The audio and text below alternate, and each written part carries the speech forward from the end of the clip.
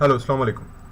We have been talking about CSS in previous classes and we discussed various different components of CSS. In this lecture, we will be talking about layouts and positioning of components using CSS.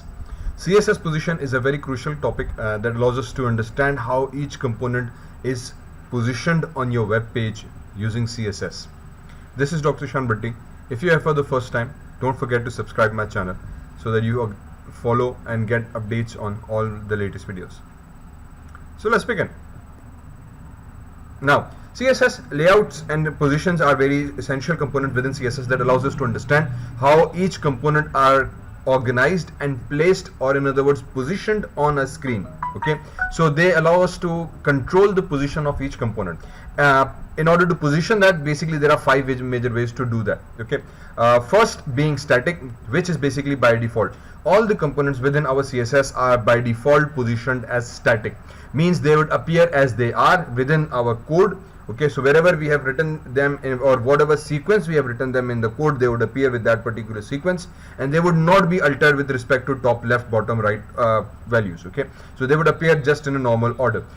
Then we have something called relative. Now relative is very understandably tricky, because relative means that you can now change the position of an object based on top, left, bottom and right side based on their relative positions. I will demonstrate how we do that. Then we have fixed. Fixed again is basically another position that allows us to understand that each component that you place is fixed on your page with an absolute value. Okay, and even if you scroll the page, the value of the object or that particular component will remain as it is on that particular page. So if your page is scrolling, the component still remains same. That's fixed. Absolute basically means that your object's position would change absolute with respect to the position of your page. Okay, it's different from relative. That relative would basically mean that it would take the position of the parent, whereas absolute would consider the position of your entire page. Okay, and then sticky is like a sticky thing. It's a mix of relative and fixed, if that is examinable. So let's head on to this code, and for example, if I come here and let me write the code very quickly. I don't know whether we can increase the font size in this one.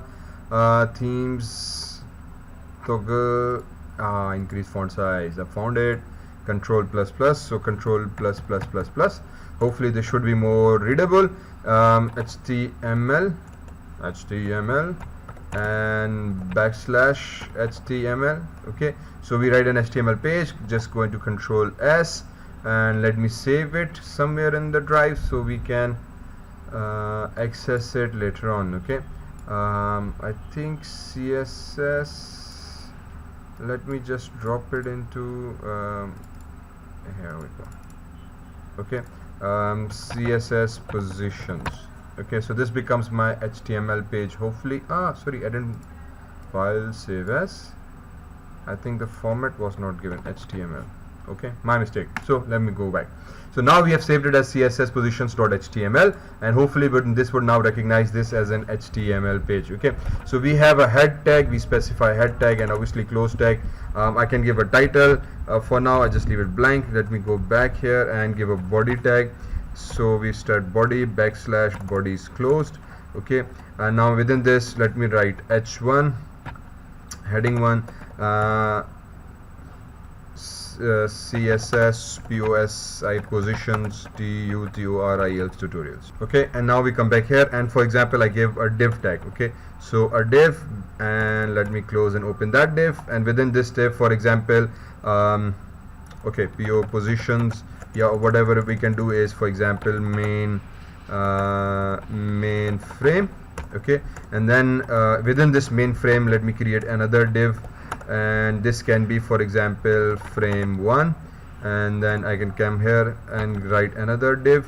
Okay, backslash and frm frame 2.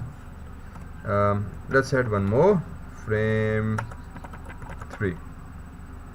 Okay, so for example we have all frm frame. We have this simple basic code, and if we just save it, and I think I should be able to get an output on this one. So let me do one thing like this and close it like that. Okay, for now let's just kill this one like this. Okay, so we have div tag, main div, and then we have div 1, div 2, div 3 and div 4.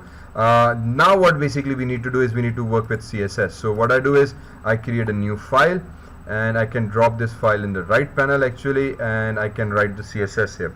Okay, for the CSS, for example, obviously we have head, but I want to work with what we call div, so I will write div, and this can be, for example, BSCKGROUN background dash your color, and I can specify, usually I just give it a red color.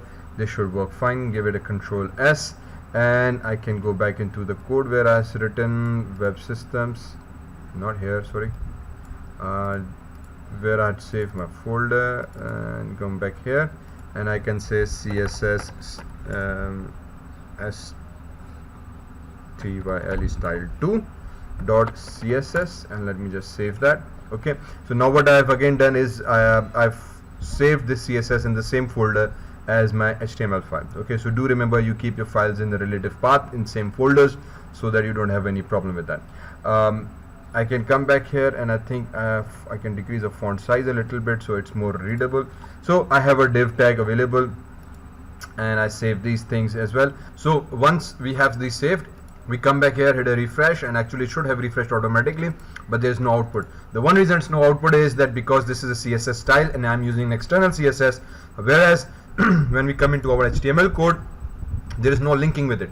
Remember, whenever you're using an external CSS, you need to link your HTML with that external CSS, meaning again one CSS to rule them all. So one CSS will need to be linked with all HTML pages in order to ensure that once you change one CSS, it changes all your HTML pages. Okay, so we come into our head tag and we write, for example, link, and we copy paste the code. Again, I have already selected link tag relation that is supposed to be style sheet, type supposed to be text and CSS, and within our h reference we are supposed to give my CSS, and it pops up the name CSS style 2 dot CSS. Okay, so as soon as I do that and press Control S, it will update the output on the left side. Okay, so that's easiest thing or best thing we can do here. And I wonder if I can hide this panel. I don't know whether it's giving me that or not, because I want to increase the size here. Here we go. Now it's better, right? So if I increase plus plus, so you can read the font little bit better, I guess now. So this is what we did. So we inserted the code, background code is there. Now we have division tag available. All the div have the same code. So what I will do in this div is I will specify class is equals to bracket open. For example, this can be my main div. Very quickly, and come here. Class is equals to, this can be, for example, frm1. Similarly, let me just copy this thing again. We love copy paste, so we come back here, oh, it's just taking too much time, hang on, Control C, and come into div tag 2, paste it and make it frm2, and then come back here, make this as frm3. Okay, so now what we have 3 frm codes available for us. Okay, so if I increase its size, you can see this class frm3, class frm2, and class frm1. Okay, if all is okay, here's the space. Okay, so now this is basically the code that we have available. What happened? Did I do something wrong? Control Z. Okay. Okay, so this is the basic code that we get. So div main class, div class 1, class 2, and class 3. Each div has its separate frame classes. Okay, now we come back into our div here. Okay, so with this becomes my main div. Let it be as it is. So now we come here and we specify the div for example, frm1, and we specify, let me just quickly change the background color of it. I think that would be better. So background color can be aquantine, and there we go. So we see the background color being changed. Div.frm2 bracket and start, and again very quickly for now, background, I think color would be his best thing, and let me just make it, for example, basic. I don't know what it is, but that's the advantage, it just gives you a cool color name. Okay, so in frm3 we again come back here and I give a background color quickly to it as well, and let me just make it, for example, blue. Okay, so we have 3 backgrounds.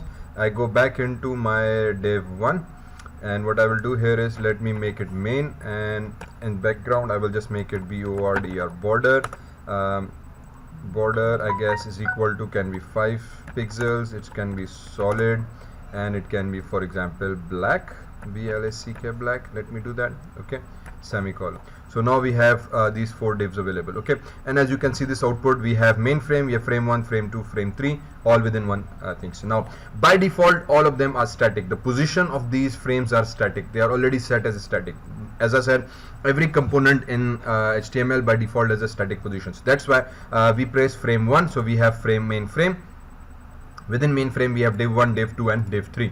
So within main frame 1 we have frame 1, frame 2, frame 3, and they are appearing as a sequentially after each other as a simple components, because everyone has a static, what we call, position. Now what happens if I change the, for example, position here? So if I come back into this CSS code, okay, so let me just bring the CSS code forward, and this is HTML code here. So let me just bring forward CSS code, and I use a word called position, POSITION, position, and space, and it can be, for example, ST8 static. Okay, so if I make it static, come back here, you see there's no change here because all these frames are already static positions. Okay, if I make it relative, RELATIVE, relative. Okay, now what happens? Again we see there is no basic change in this particular frame. However, then there is something called top, left, right and bottom position. So after position, if you write left, and for example we give a semicolon, and then I can give, for example, 50 px colon and save it. Now what we should get is okay, hang on, give me semicolon here. Okay, now we see the output. Okay, so previously there was no semicolon, so we are not getting an output because there are single what we call CSS. So if there's a single, there's no need for semicolons. That's why there's no problem with that. Okay, so background color we had an aquamarine, and then position relative. Once I set it relative, now I set the position to left. Okay, when we gave it left 50, now see what happened. The object, the frame has shifted 50 pixels in relative values. This is not margin, this is not padding, this is the position. Now this object from its relative position has started 50 pixels. Okay, so wherever the frame starts, within its frame 50 pixels it has shifted in its points. This is what basically what a position allows us to do. A relative position means I can have a top, for example I can say 5 pixels, okay, semicolon. As soon as I save, now see what happens. Okay, so if you focus here, you would be able to see that the frame 1 has actually overlapped frame 2.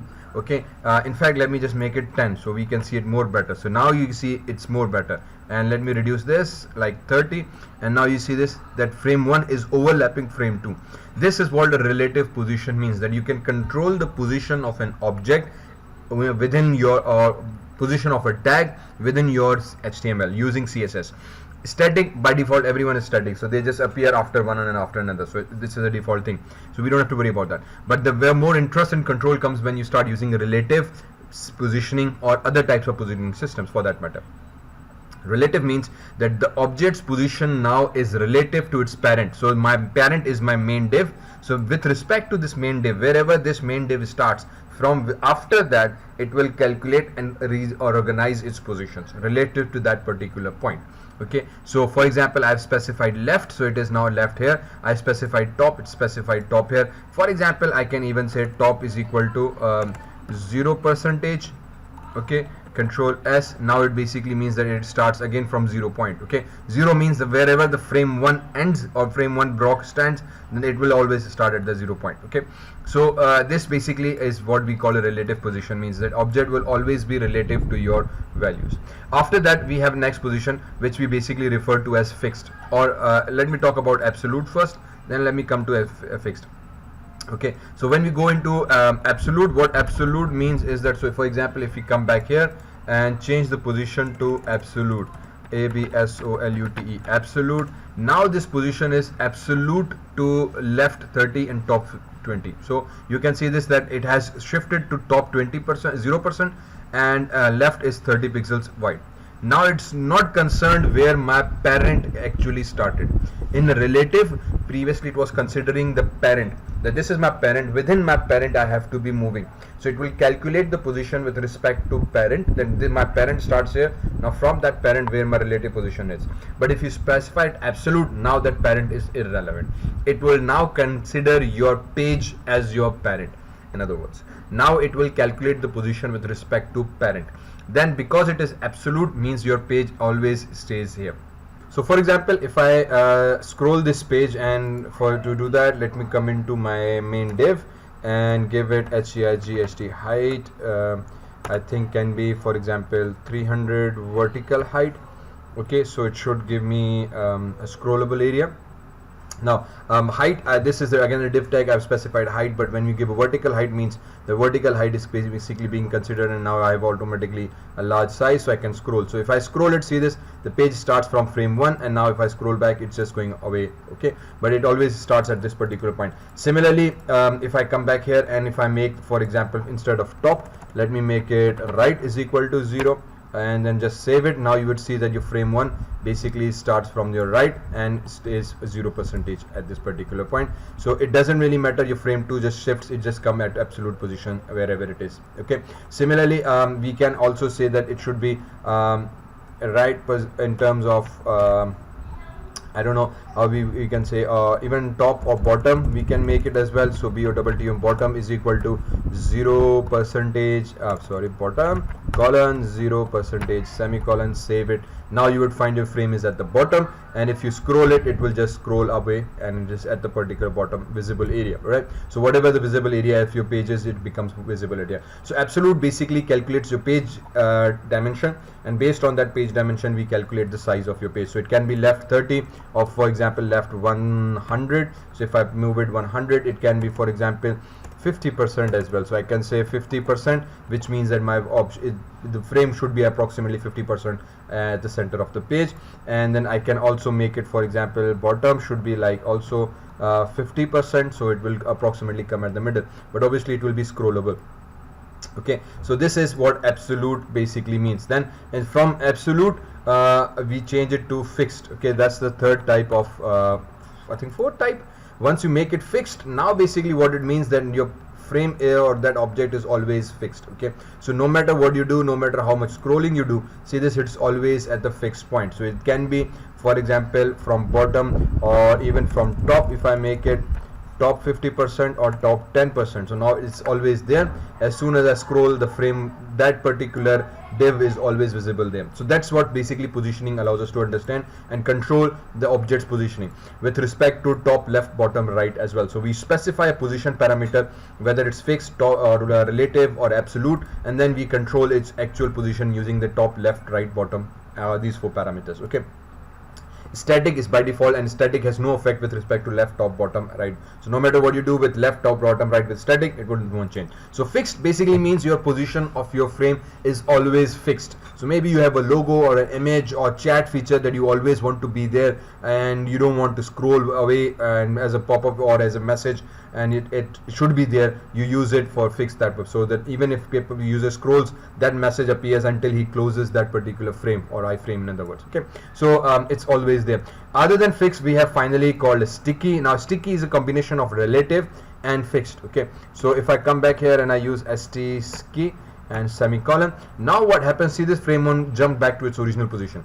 Okay, it went back to its position, and as soon as I scroll away, now see this, it just goes and sticks. So initially it appears at its initial position, and then as soon as you start to scroll, then see this frame, the remaining main frame 2 starts to go up, whereas the frame 1 starts to remain at your positions. This is actually very commonly used, specifically for menus, where your menu appears at the top and there is still headers and bars at the top with the page, but as soon as you scroll, that menu sticks there and the rest of the page is being scrolled, so the user always has access to that menu. Okay, so for a menu system, this is very commonly being used popularly. So again, top is like 10%, so after 10% it is still shuffling. If I just say, for example, top 0, so now it basically means that after it just sticks there. Okay, it's nothing, it's still normal, these values have no effect, but as soon as I scroll, see this, now it appears top 0%, so it appears at a 0. But if you wanted to move it a little bit downwards, for example, if I make it 10, so now it is 10% of the space. Now this 10% is the total space that is being calculated. So if it's like 100%, the 10% at the top. So if like 100 pixels total, 10 pixels at the top, right? So that's basically the percentage. So it depends on your page size you are viewing it on your browser, you're viewing it on a different laptop screen or a larger 23-inch laptop screen or this desktop screen, that 10% will be calculated with respect to the screen size automatically by the system. So that's a good advantage of it. So we use this thing in that particular aspect. Okay, so I can have 50 pixels at this thing as well. So once I specify 50 pixels, again it starts from on this top area. I can use it in bottom way.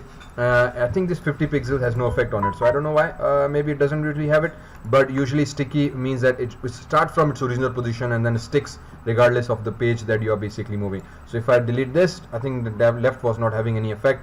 It has top effect. I think maybe we can have a bottom effect 10%. So if I scroll, now it has no effect. I don't know why. Sticky bottom has no effect on it. I don't know why. It should have a top effect, but again, these are a few things that you need to work with, and even I need to understand how basically things are working. So if you don't give any of the top, left, right position, see what happens. Nothing happens. So it just behaves like a normal thing. So even if it's sticky, but if you don't specify top, left, bottom, right, it has no effect and it appears just as a nice thing. So with positions we tend to use these top, left, top, bottom parameters to ensure that my values are set at a particular point. So I give it 0% semicolon, and then now you would see that as soon as I scroll, it sticks to the 0% sticky things. Okay, so these are four major basic parameters that we use with our properties: static, relative, fixed, absolute, and sticky. Hopefully it's more clear now, and we will be discussing them in more practical example in future classes. So if you have any comments and suggestions, anything you don't understand, and for example why bottom was not working with the sticky, let me know and we will try to solve that problem in next class. Okay, thank you very much. This is Dr. Shanbhatti. If you're here for the first time, don't forget to subscribe. See you around. Fi Amanullah.